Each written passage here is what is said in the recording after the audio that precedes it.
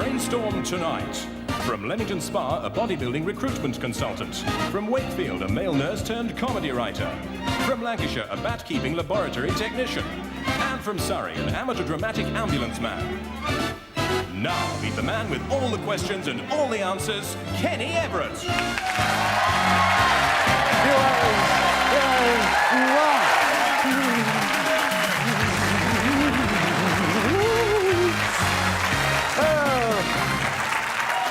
Isn't this exciting, audience? Yes! Right, we'll come back to you when we need you. Hello and welcome to the first in a mind-mangling series of Brainstorm, the new digital quiz in which 4 brave contestants battle it out to become Brainstormer of the Week. And what I hear you cry is brainstorming. Well, it's dragging out all those bits of scientific knowledge tucked away in your subconscious. Ow! And as knowledge is power, that's what we use to score. Throughout the game, our lovely contestants accumulate power, and the amount they've got is shown by this extremely expensive array of lights. The whole thing climaxes in a harrowing final power game called the Brain Drain, in which 3 get totally drained of power and disappear, kicking and screaming, in a miasma that makes Armageddon look like Gotterdammerung, leaving one contestant the champion brainstormer. So let's meet this week's 4 brave brainstormers. First, Debbie! Debbie, you look all sort of net curtainy. and yet you're a bodybuilder, is that right? Well, I do a bit of weight training. Yeah? Yeah. You started with Ronnie Corbett and worked your way up. That's right. Tell us what else you do. Well, I'm actually a recruitment consultant. Ah, you just pick up heavy things in your spare time? Yes. Around the clubs, Yes. down the bars? That's right. Yes, okay. And the next fabulous contestant is a person called Keith Pottage. Is that right, Keith? That's right, yes. And Hello. Well, hello. You look funny, Keith. What do you do? I write comedy, actually. Oh, God. Oh, dear. So does Jeffrey Archer, actually, but nobody's told him yet. Well, that's Keith and Debbie done. And now on to Louise. And according to my script here, Louise, your name is Louise Wisniewski. Almost. Is it? That means Yes. you're sort of a Pole, are you? Well, I'm married to a Pole. Oh, Half good. a Pole. Yeah, somebody's got to. And I hear that you collect small, furry things with little delicate ears and long, windy tails. I look after injured bats on behalf of the Merseyside Bat Group. Good, so you're looking after a pole and a pile of bats. Where did he get this lot from? Okay, well, that's Louise Wishniddly too. Ian Radbourne. Ian, are you normal, Ian? Tell me you're normal. I wouldn't be prepared to say. Oh, boy, we got another one. You look like you're into amateur dramatics, do you? How did you guess? Because it says so right here. At amateur dramatics, not professional. Not amateur. professional, Oh, stick no. around, you might get a part in Howard's Way. Right. Ladies and gentlephones, first of all, 100 watts for a correct answer for our lot here, and a wrong answer means that you sit the next one out, okay? So, let's brainstorm. Okay, fingers on buzzers for this round. And here we go. Question number 1. Who breathes with an aqualung? Keith. An underwater swimmer. A diver. What's between the panes in double glazing? Keith. A vacuum. A vacuum is not right. It's actually. There's in there. So you've only got 100 watts and the rest you've got nothing. Come on. If you add salt to water, what happens to the water's freezing point? Ian. It gets lower. It does, it lowers. Well done. What's a tunny? Louise. A fish. A fish is correct. So there's 3 of you with 100 watts and poor old Debbie trailing behind with nothing. Ah.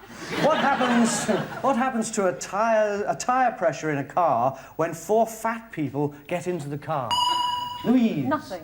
Absolutely true. Did you know that, audience? I would have thought it was something like... Oh, all right, then. It's just the tires go a different shape and... like that. What is ascorbic acid better known as? Yes, Debbie? Vinegar.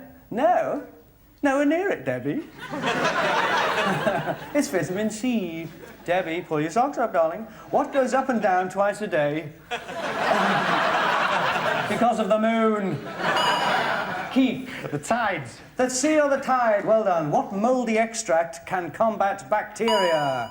Louise. Penicillin. Absolutely correct. What has points, a pointer, and always points to a pole? Keith. A compass. Very good. What sort of jumper has pockets for the young?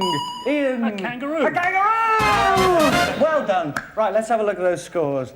Ian has 200. Well done, Ian. Louise and Keith are equal with 300 watts. And Debbie has nothing! Very good, Debbie. Now rest your buzzer fingers as we guess the gadget. And you can win up to 500 watts on this one. All you got to do is tell us what this weird invention is for. And to demonstrate it to you lovelies, the beautiful, ever-loving Cleo Rokos!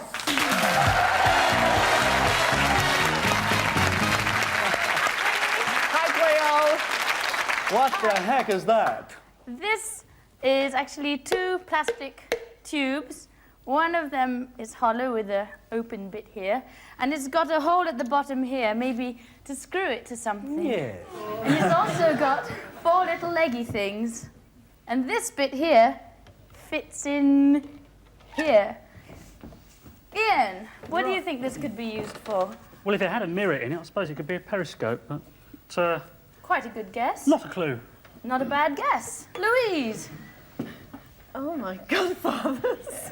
something to do with Does it go bats, in? perhaps? Oh, it's not a bat squasher. Oh, it's not. It's illegal to squash bats. Is it? How stupid of me. I think perhaps you look in there. There's nothing to see. Not a lot. Never mind. We'll see if Keith can enlighten us with an entertaining guess. I would imagine you would put something in there, push that down to squeeze, say, water out of it, which would drain out of the hole. A sponge squeezer. Something squeeze anyway. Let's see Great, what Keith. loser Debbie has to say. Debbie, this is your chance to catch up and overtake all of them. Go on. Right. Well, there's nothing in there. No, there's nothing. It's not a big nutcracker. nothing in Because all the there bits would either. go up there. Okay, pieces of paper in front of you, pens at the ready, 10 seconds to tell us exactly what that thing is.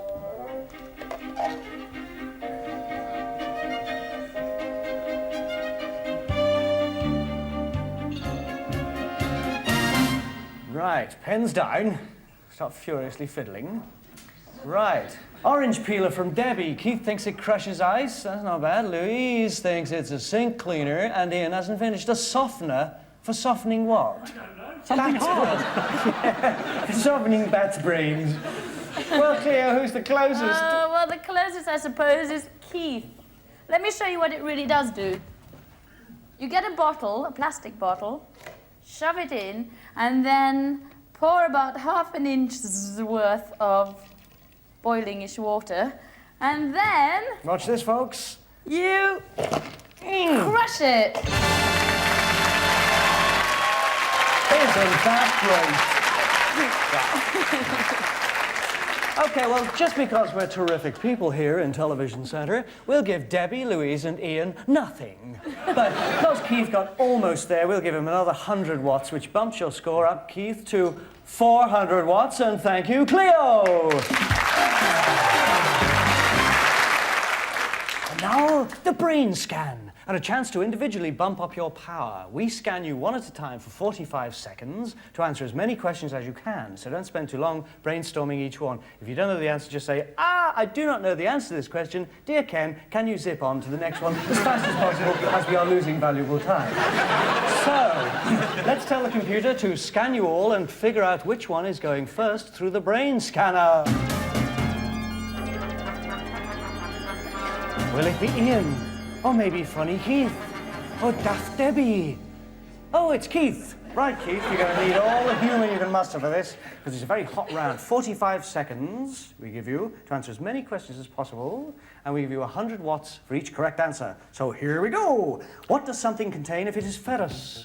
Iron. Right. Are bird feathers alive or dead? Dead. Right. What sort of pin did Walter Hunt invent? Safety pin. Correct. What can be both a rocket fuel and a hair bleach? Pass. Hydrogen peroxide. What bathroom equipment uses the siphonic principle? A loofah. No, a loo. Should have missed the fur off the end. What was the fuel of Stephenson's rocket? Pass. Coke. Where do you naturally find ozone? In the atmosphere. Right. Which country has won most Nobel Prizes for science? America. Right. What aid to eating was perfected in Paris in 1788? Fridge. False teeth. What is quicksilver more commonly known as? Mercury. Absolutely correct. Well done. 45 seconds. And that gave you 600 more watts, which bumps you up to a kilowatt.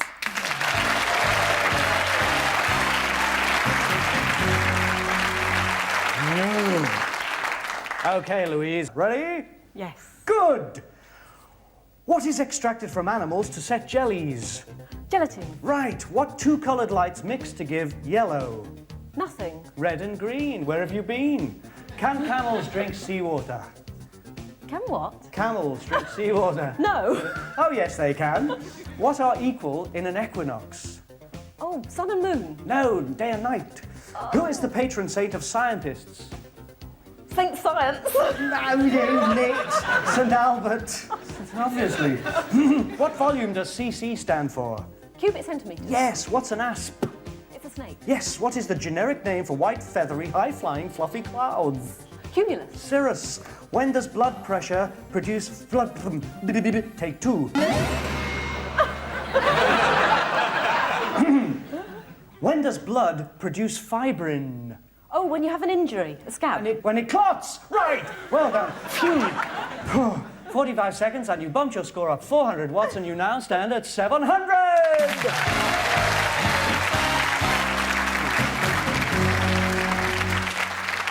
Righto, Ian, you're at a measly 200 watts. I know. But we're going to fix that, aren't we, Ian? Of course. As many correct answers in 45 seconds as you can, 100 watts each answer. What is longer, a metre or a yard, Ian?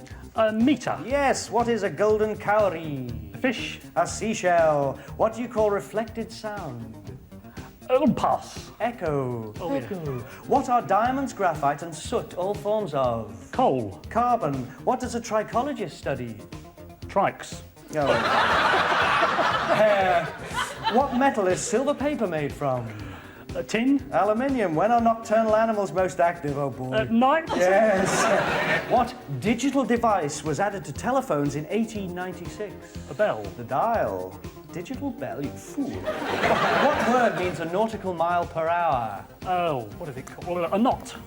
Right, what colour are most albinos' eyes? Pink. Pink. Right, absolutely correct. And that adds 400 watts to your share of the power, which bumps you up to 600.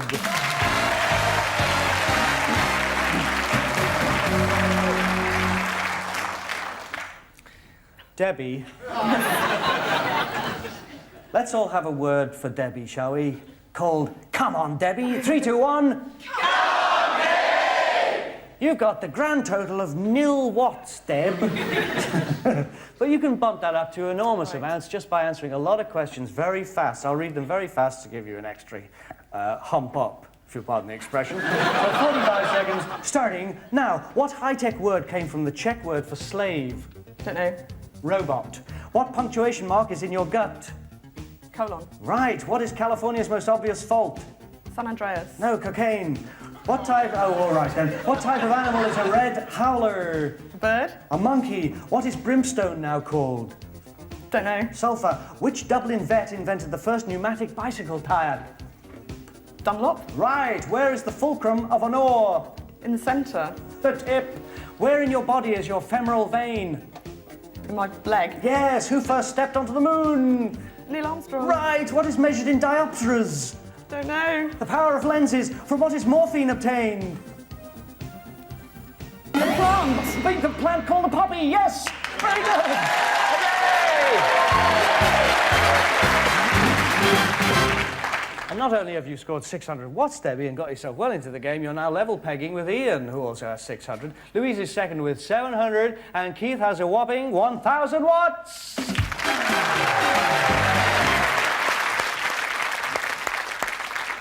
And now a question for you at home. What do they call Postman Pat now he's redundant? Pat. And now time to relax with a little demonstration from the lovely Cleo.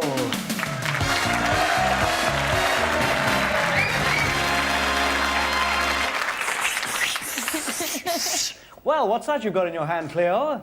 It's a big ball, Kenny. Ah. Because for the next demonstration, we need big balls and lots of wind. Yeah.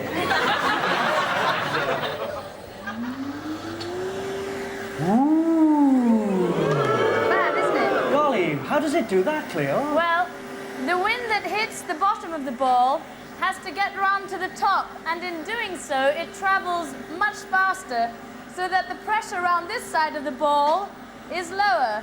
And by the time it hits the top, it acts as a suction, so there the ball stays in midair, like magic. And for God's sake, don't try this at home. Okay, well, what's the gizmo with the guys, Cleo? Question is, whose theory was this? Was it A, Archimedes, B, Bernoulli, or C, Coriolis?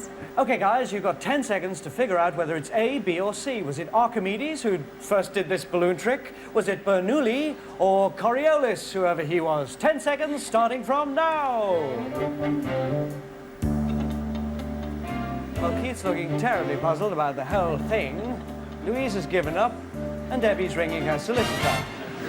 Okay, let's see your cards, please. A, B, or C? Well, we got 2 B's, 2 C's. What's the right answer, Cleo? The right answer is B, Bernoulli.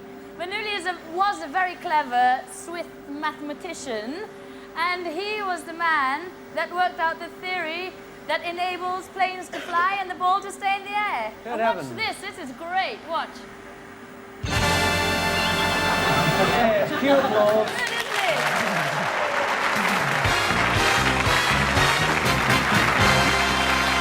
Well, Keith and Louise, you've just added 500 glowing watts to your summary of your doobies of What's It, and you've got so far Ian and Debbie lagging behind with only 600 watts. Louise bumped up to 1,200, and Keith is a whopping 1,500 watts! Bubble, bubble, and all that rot. Oh, hello.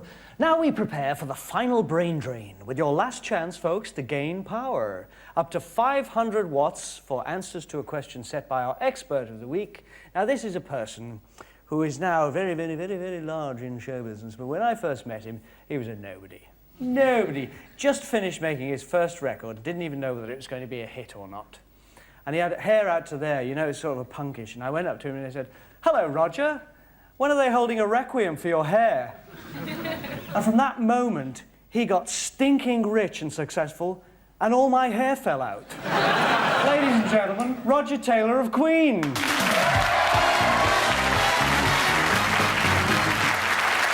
Hello, Roger. Hello, Cleo. Nice to be here. Not many people know this about you, but you're a Bachelor of Science, aren't you? I'm afraid I am, yes. I study biology at London University. Fab, because we've got lots of questions for you about heartbeats and blood and things like that. But firstly, I'm going to tell the audience how you're rigged up to this television screen behind me, and we can see what Roger's heartbeat is going to be all through his bit. Fine. I'm obviously quite tense at the moment. Oh, she's been rehearsing for months, you know. Kenny's got a handheld heart Yes, I thingy over have. there. Yes, I was nipping past my local corner shop this morning, and this was on sale. It's a pulse rate thingy, and what you do is you hold your hand on this metal bit at the back, and then you get your finger and press it on the plate on the front, which completes a circuit, and lo and behold, up pops your heart rate. Now, if you're very, very hassled and life is a pain in the butt, your heart rate goes way up to over the hundreds, like if you're running or whatever. As you can see, I'm having awfully naughty thoughts at the moment. What does yours say, Kenny? Mine says around about 95-ish. Oh, Roger's is 110. Well, I'm having very naughty thoughts. Does that vary a lot in people and ages and things like that? Or? Well, it does. It varies according to stress as well. I mean, something like this is quite stressful, and before a show, you'd have a lot of adrenaline, and so your heart rate would go up quite a lot. And what about old people and babies? Does it vary or not really? They're both higher than people in the middle. In the middle They bit. both have a much higher heart rates in general. A lot of blood is pumped through the body, isn't it? An awful lot in a lifetime. It's virtually enough to fill Wembley Stadium. Wow. Yeah, well, we hope you've had your dinner already. And I think I feel a question coming on. Yes, I'm going to play the drums for about 30 seconds, and we'd like the panel to guess what my heart rate will be at the end of that 30 seconds. Jolly good. Okay, pens and papers time. You've got 10 seconds, contestants. My God, they're still here. To figure out what Roger Taylor of Queen's pulse rate will be at the end of 30 seconds of frantic drumming.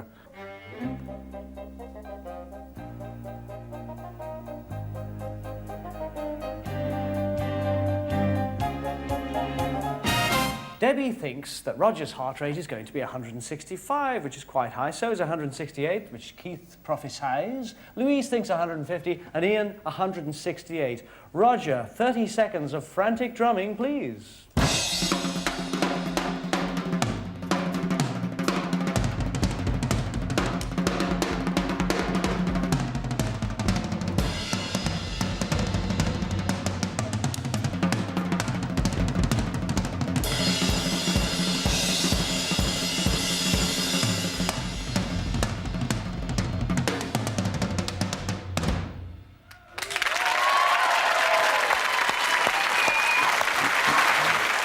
Very lovely. 175 was your rate at the end of that. Let's see who had that right. 175. And the nearest to 175, I guess, is 168, which Ian and Keith are very close to. And seeing as I'm in charge, I think I'll give you 400 watts each for that one.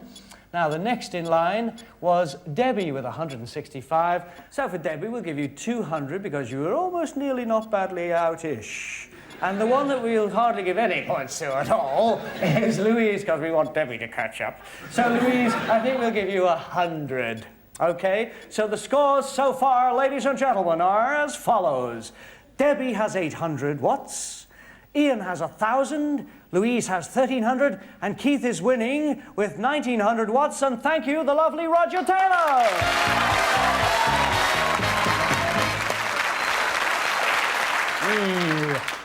Right, it's serious time, so can you all please look glum at home? Because it's the final frontier, the last battle, the brain drain. And in this round, nobody scores anything at all. What happens is this. By the end of the round, 3 of you will be totally drained of your power and will be leaving us rather spectacularly due to this digital BBC plunger. And you'll be zipped off back there in a cloud of very expensive smoke into God knows where with the steel teeth. So, fingers on buzzers. When you answer correctly, everyone else loses 100 watts.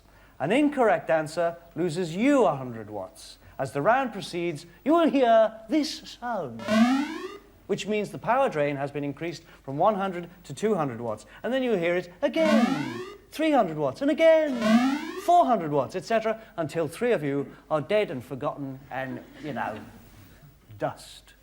And one of you is the magnificent winner of some prize that was left over from the Terry Wogan show. So, fingers on the buzzers as we go into the brain drain. Okay, team. What sort of trousers are passed on from generation to generation to influence Ian? Jeans. Jeans. That means that 3 of you, called Louise, Keith, and Debbie, have just lost 100 watts each. Electrically speaking, what does AC/DC stand for? Keith. Alternating current, direct current. Clever Dick. What does an infant have 20 of, while an adult has 32? Keith. Teeth. Absolutely correct. Let's see what the losses are so far. Debbie's down to 500. In the binary system, what is the notation for the number 1? Keith. 1. Yes, absolutely correct. Oh, we've gone down 100 watts to 200. The drain is now 200. Debbie, Ika-Rooney. Who has most hair on their scalps? Redheads, brunettes, or blondes? Debbie. Redheads. Blondes. That means you go down, 200 left. So, if you get this one wrong or you don't answer it, you get the big steel teeth job. What ingredient is common to both concrete and glass? Debbie. Sand. Sand! Phew! Oh. Well, the audience are really rooting for you, Debbie. You do not disappoint them. What do we call the state of greatly reduced metabolic activity that some animals go through during winter? Ian? Hibernation. Hibernation is correct! Debbie! Oh, Debbie! Yes. Debbie! I'm afraid we're going to give you something that you probably won't like. It's a little less than a checkbook and pen. It's called the Brainstorm Lump on a Stick.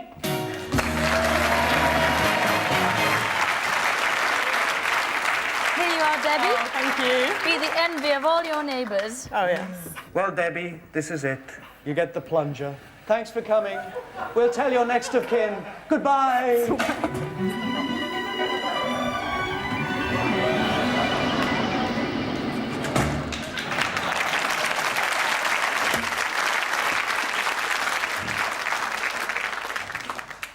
She was a grand girl, Debbie. But she just didn't have what it takes, and now she's got nothing of what anything takes. Keith, Louise, and Ian.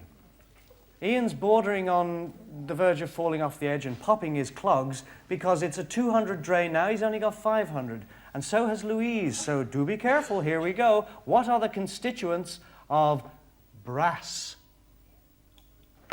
Keith. Copper and zinc. Correct. So Louise and Ian lose another 200, down to 300. Oh! Now we're draining 300. So the one who gets this wrong or doesn't answer it between Louise and Ian gets zonked. What optical instrument do submariners use to reflect light down to their level? Ian? Periscope. Yes! Phew! Louise! Louise, you gotta get the treatment, but first you get a mini prizette. Cleo! Here's your spectacular Brainstorm bulb, which no outside loo should be without. Thank you very much. Bye, Louise.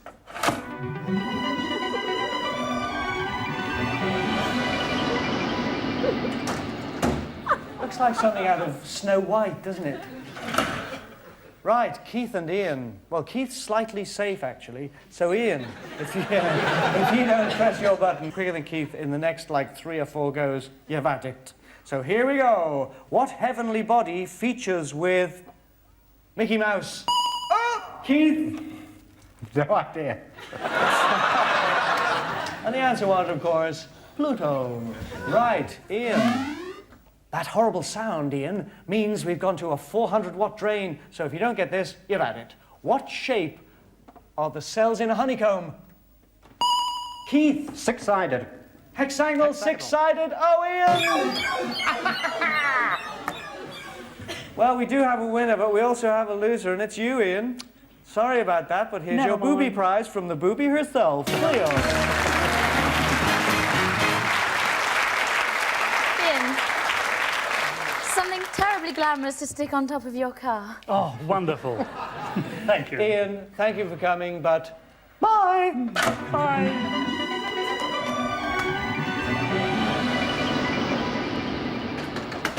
Poor old Ian.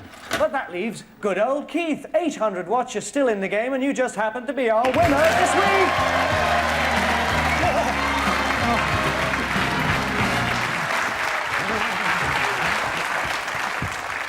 Well, Keith, I bet you thought you were going to get a decent prize, didn't you? Well, it is, actually. It's an antique camera. Look at that. It's all actually really actual, with all the bits that you can't get the film for anymore. But it will look really great on your sideboard. There you are, Keith. Magnificent. Thank you very much. Not only have you showed us how clever you are, but you have a chance to come back next week and battle with 3 more Brainstormers. Isn't that wonderful?